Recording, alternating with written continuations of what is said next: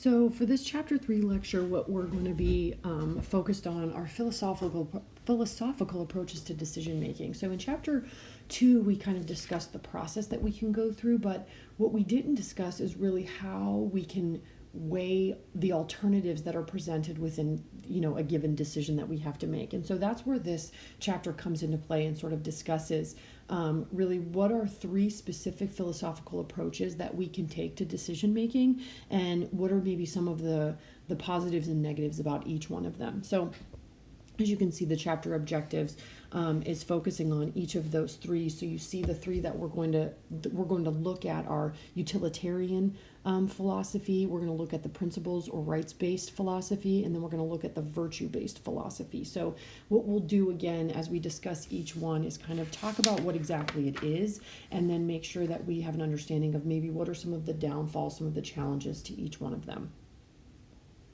So all along what we've been talking about is this idea of ethics, meaning that we have to be able to answer the question of how should we be living our lives, right? And so in chapters 1 and 2, we were kind of introduced to this question. In chapter 1, we, were able to define, are we talking about the we individually, the we collectively, like what influences do we have? In chapter 2, we talked about sort of a process that we can take for making, ethical decisions in our professional and personal life. But what we hadn't talked about is really being able to answer this question, how should human beings live their lives, but also why do we believe that human beings should live their lives in one particular way or another. So rather than just giving your opinion of how should human beings live their lives, there should be some sort of factual, explanation as to why we believe human beings should live their lives in one way or another. So that's where these philosophical approaches come in. Again, the 3 that we're going to be discussing are listed on this slide. And, one thing that I want to say as we walk through this lecture and as we walk through this lecture and as we think about each of these 3 philosophical approaches, right, we're going to discuss them in the lecture individually. We're not going to, we're going to talk about sort of exactly what each philosophy is, the challenges of each one of them. But the thing to keep in mind is that at the end of the day, we're not able to make these decisions in a vacuum of only looking at one of these philosophical approaches. We really end up combining all of them when being presented with an ethical decision that needs to be made, again, in either our professional or personal life. So while each one of them has their own characteristics, we and again we'll describe them in detail in the upcoming slides. We really want to think about how we can use all 3 of them in making decisions in the best way possible. And you can see also how these philosophical approaches fit in with that 7-step decision making model that we talked about in the previous chapter, right? So step 5 in that process was to weigh our alternatives. So we identify what our alternatives might be in the decision, and then we have to weigh sort of cost benefit or positive negatives of each one of the alternatives that we're thinking about in making this decision. The way that we can weigh those alternatives is based on the consequences of each one of them, based on the rules or the principles that are implicated in each one of the alternatives, and also based on how our own personal integrity, our own moral compass may be influenced, or we will influence, right, each of those alternatives. So again, we take that 5-step or that 7-step decision-making process, and we use these philosophical approaches to really expand out what each of the alternatives is presenting to us based on consequences, based on different rules that we have to follow, and based on our own personal integrity. So the first philosophical approach to ethical decision-making is called utilitarianism. And really what, the basic idea here is that we consider the consequences of our actions as the ultimate decision maker for how we decide on an ethical dilemma. And so it's only based on consequences. And when we think about the way that the author describes this approach is looking at the best consequences for the best or for the majority of the stakeholders. What they mean by the best consequences or better consequences is that we want to make decisions that are going to promote human well-being for as many of the stakeholders involved, right? The greatest good for the greatest number. And what utilitarians are, the people who focus on a utilitarian way of thinking, they're thought of as pragmatic. And what pragmatic means is basically thinking of things realistically, sensibly, logically. So the idea here is maybe not getting as emotional about decisions and really focusing on the end result, right? What are all of our alternatives and what will be the consequences of each one of those alternatives? But one of the downfalls, one of the challenges of this way of thinking is this idea that we would never consider an action to be absolutely right or absolutely wrong.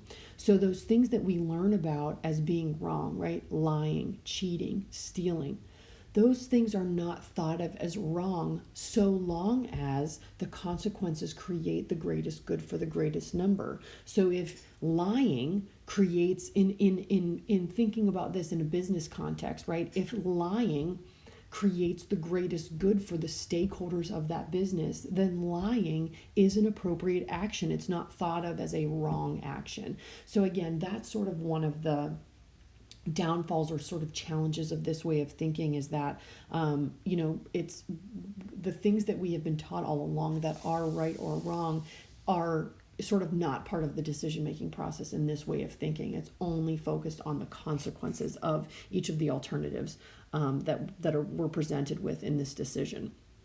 So thinking about this in the corporate world or in the business world, utilitarian thinking is really sort of what a free market environment is focused on. And when we think about a free market, what we're talking about is an economic system where prices are going to be determined by competition, right? So the consequence really of this free market is that there's going to be the best price of goods for the most number of consumers. So economic activity is going to aim to satisfy customer demand. So there are two, though, kind of not opposing, but sort of different ways of thinking about how a free market should really work, right? A true and traditional free market is that there is no sort of outside influence. It is simple, and competitive markets are going to ultimately maximize the overall good for the greatest number of consumers. Versus an administrative view of this utilitarian way of applying utilitarianism to the market in saying that we will identify, right, experts in this area, and we will put those experts in positions of power so that they can determine what policies should be put in place in order to maximize the overall good. So rather than letting kind of the market decide, we put experts in a position, in an administrative role, to create policy that's going to maximize the overall good. So you think of one as sort of a socialist way of thinking, and you think of one maybe as a capitalist way of thinking, and getting, without getting sort of too deep into the politics of it, that's kind of the different viewpoints that we can take when it comes to this utilitarian way of thinking, this utilitarian philosophy as it applies to business. So again, some of the challenges as it relates to utilitarianism, I mentioned already the second bullet point, where utilitarians really believe that the ends justify the means. So no matter what the action is, so long as it creates the greatest good for the greatest number, right, there's no wrong way to go about doing things. And we all know, just in a real sense, that's not going to be the case. There are certain rules that we do have to follow. There are certain guidelines that we do have to abide by. And so that's one challenge to this way of thinking. Another challenge to this way of thinking is the fact that it's hard to sort of measure consequences, right?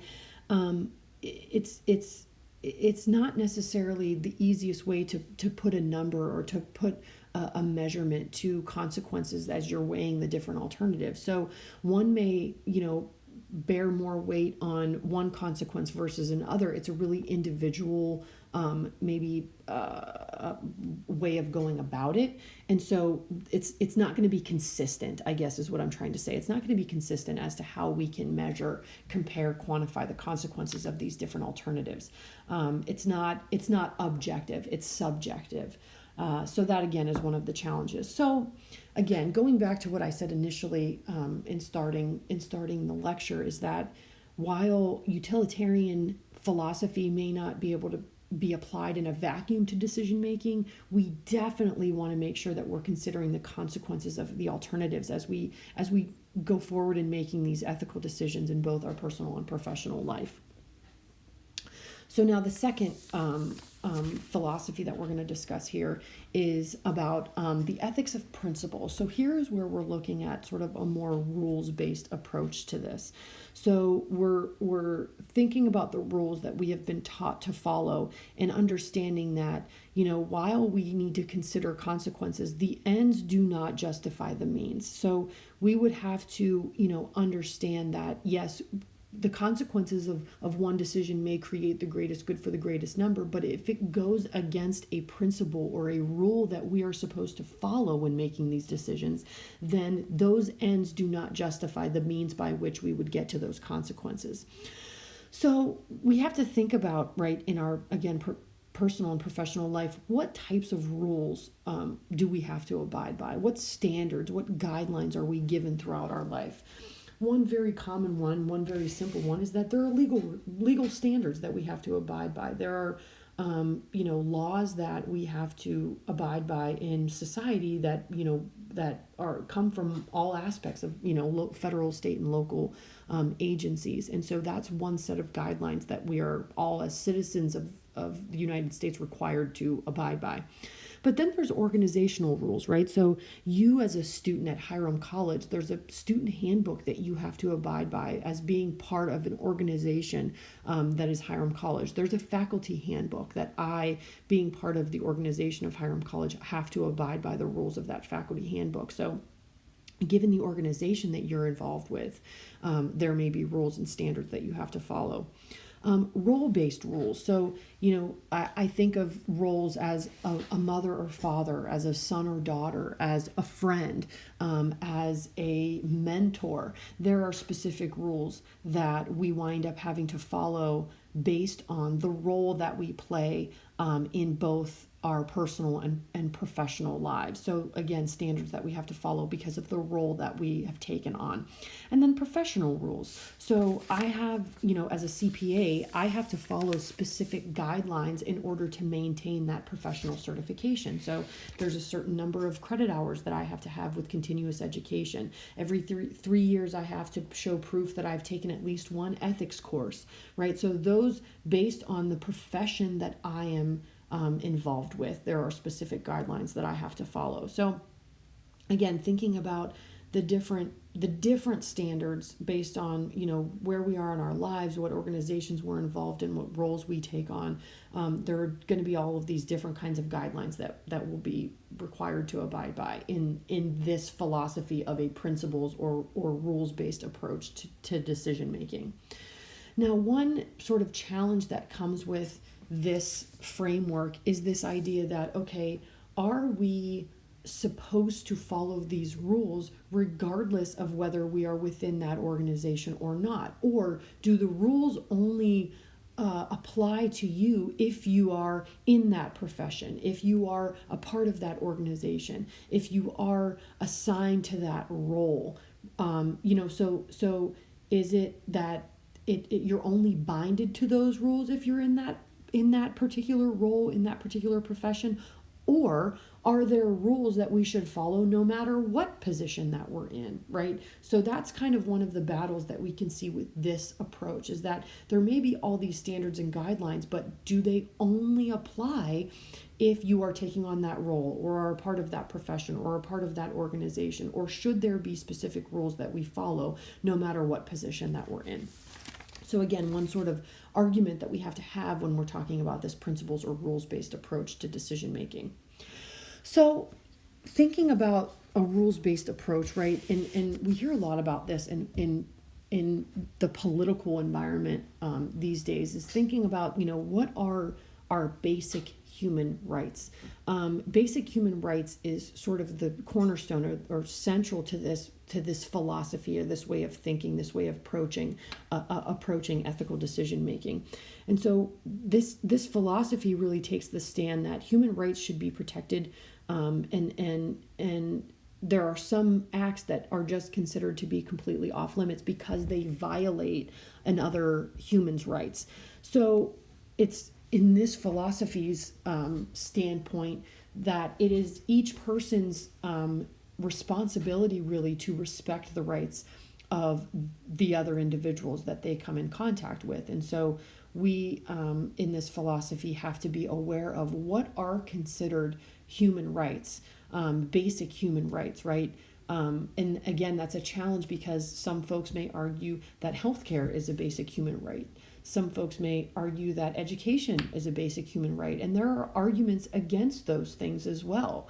Some people may argue that just having the ability to prosper, being given opportunities, those are basic human rights. So it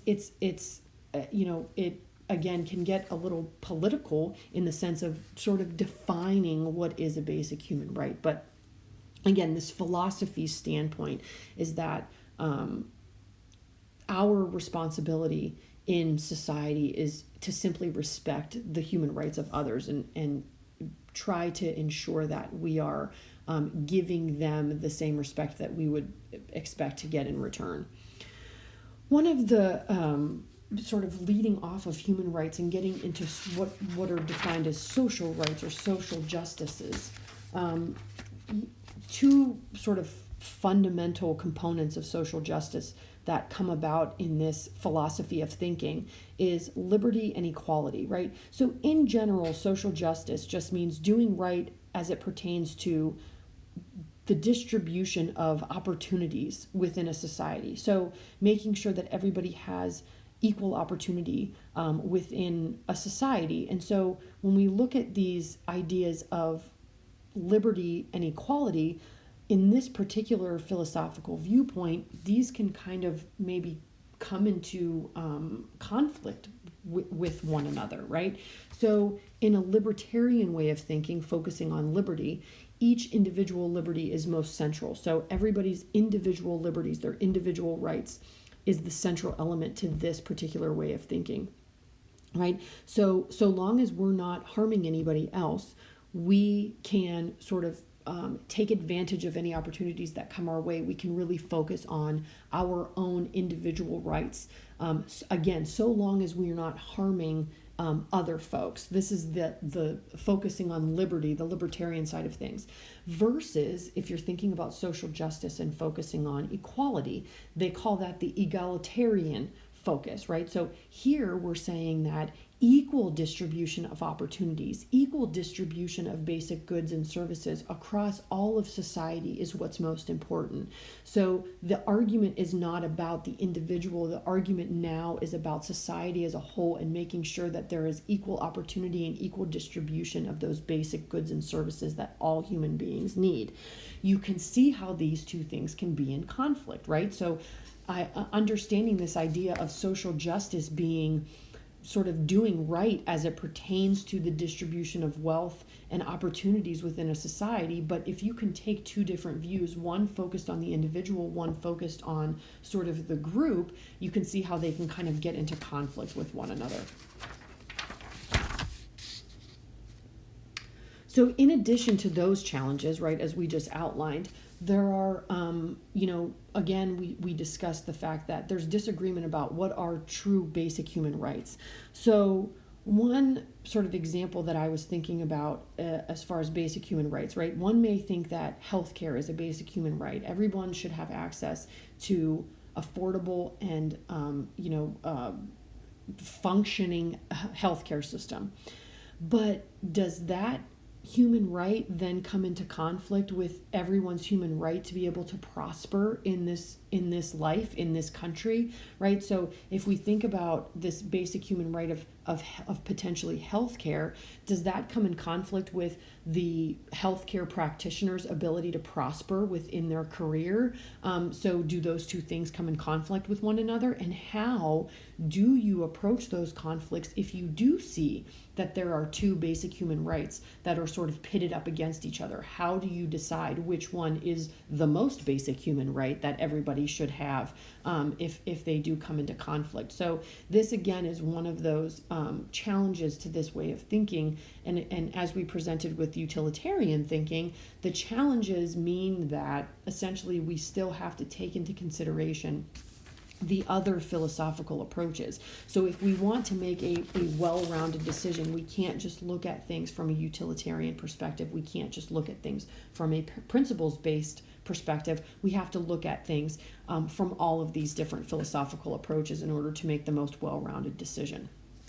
So again, I'm sort of reiterating that at the end of every one of these discussions of the three philosophical approaches. So now, working to the last one, the third one, virtue ethics. So virtue-based decision-making essentially pushes the focus away from what people should do and focuses more on the person's character, the person's integrity. What traits do we possess, and how did we sort of come to possess those traits, right? What character traits are going to constitute a good and full human life? And again, how do we obtain those traits? What are the types of influence? What sort of goes on that helps us to obtain or grow those traits in order to make the best decisions, given these ethical dilemmas that we're presented with?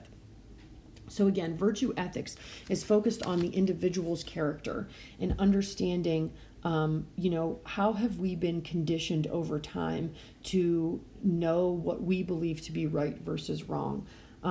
It's the difficulty with virtue ethics is that, again, because it's not based on consequences or specific rules, it's not something that's flexible necessarily. It's something that, if you think that lying is wrong, right? That is part of your character, that's part of your integrity, then that means that lying will never be something that's okay, right? It can't be chosen given a different situation. You can't choose to say, oh, now lying is appropriate or lying is okay, right? Because virtue ethics, the argument is that it's something that's ingrained in you over time. It's part of your identity. So it can't be sort of finicky from one situation to the other. So, one of the things that you're actually going to do as part of a reflection paper next week is thinking about, what are some of the personality traits that you possess that you think would contribute to a positive corporate culture, or be a positive influence on those around you. And then what are some of the personality traits or parts of your character that you would really want to work on, that's something that you see maybe as a weakness that you would want to really improve on as you continue through your academic career. So these are the kinds of things that we're talking about with this virtue ethics philosophy, this idea that there are characteristics, there are part of your personality that's been ingrained over time throughout your different life experiences. And so there's going to be instances where that's going to come into play when it comes to ethical decision making as well.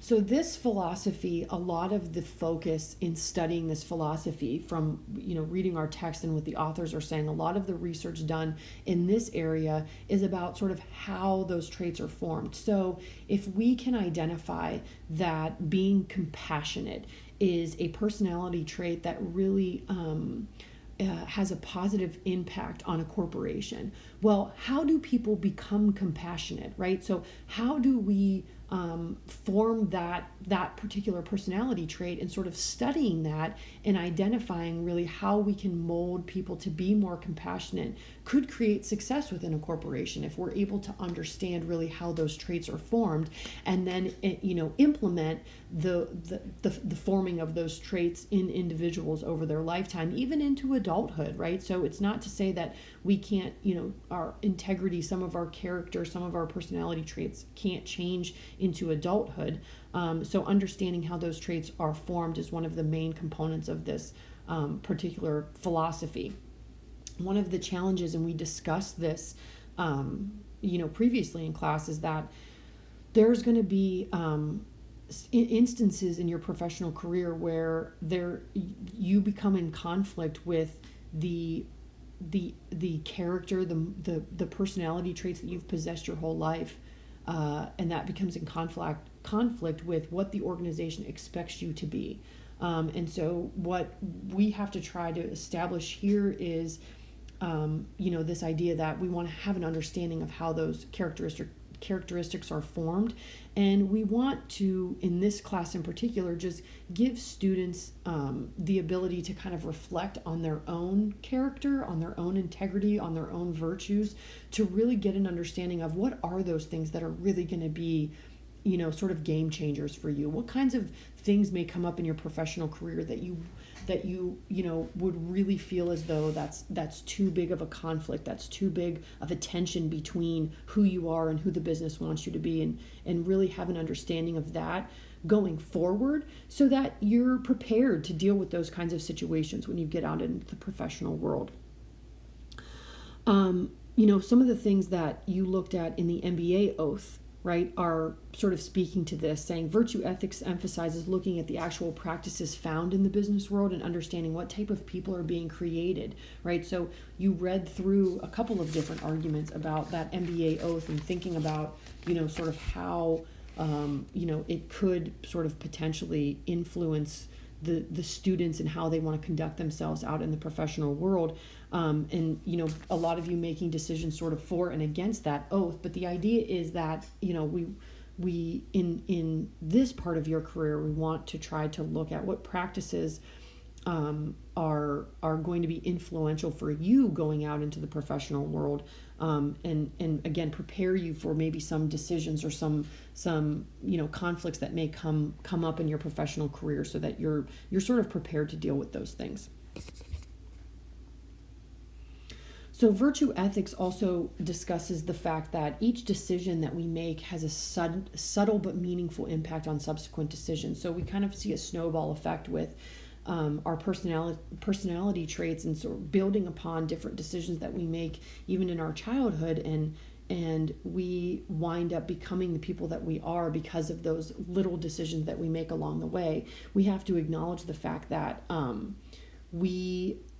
our decisions affect our character as much as our character affects our decision. So it's kind of this cyclical relationship between how we behave and what our ultimate character ends up being. We also have to acknowledge, and again, this is what I was talking about before, that the organizations that we choose to associate with, the professionals that we choose to, sort of align ourselves with, are going to have an impact on our character. So we have to make sure that we have an understanding of who we are going into that professional world, and be ready to deal with certain ethical conflicts that may come about during our time. The last bullet point on the slide that's saying the organizational culture will inevitably change who we are. We're going to talk a lot more about this. This is sort of the lead-in to Chapter 4, which is all about really corporate culture and how can organizations really define what their culture is, how is it influenced, and that kind of thing. So virtue ethics, this philosophy sort of argues that our virtues can influence the corporate culture, but the corporate culture can also influence our virtues. So we have to kind of be aware of that, again, cyclical relationship that we have. So, just bringing it back to, the decision-making model that we talked about in chapter 2. So we discussed that step 5 in particular is really, we're kind of expanding upon that here in chapter 3, right? Because step 5 was all about identifying and sort of weighing out the pros and cons of each of the alternatives when making a decision. And so, as I mentioned before, right, there's no sort of singular focused approach that we can make with just one individual philosophy. We should be using all of them in order to identify the best alternative that we should choose given an ethical dilemma in our professional career. So, keeping in mind the consequences under the utilitarian way of thinking, keeping in mind the rules-based approach, and that there are specific standards and guidelines that oftentimes we have to follow given our professional roles or the organizations that we're working with. And then lastly, not losing sight of our own personal character, our own personal virtues that we feel are important. And looking at all three of those things in combination can lead us to making the best decision. Again, as we talked about in that step 5, comparing and weighing those alternatives, making sure that we're able to utilize the philosophies of in all three of these philosophies to make the best decision and to choose the best alternative.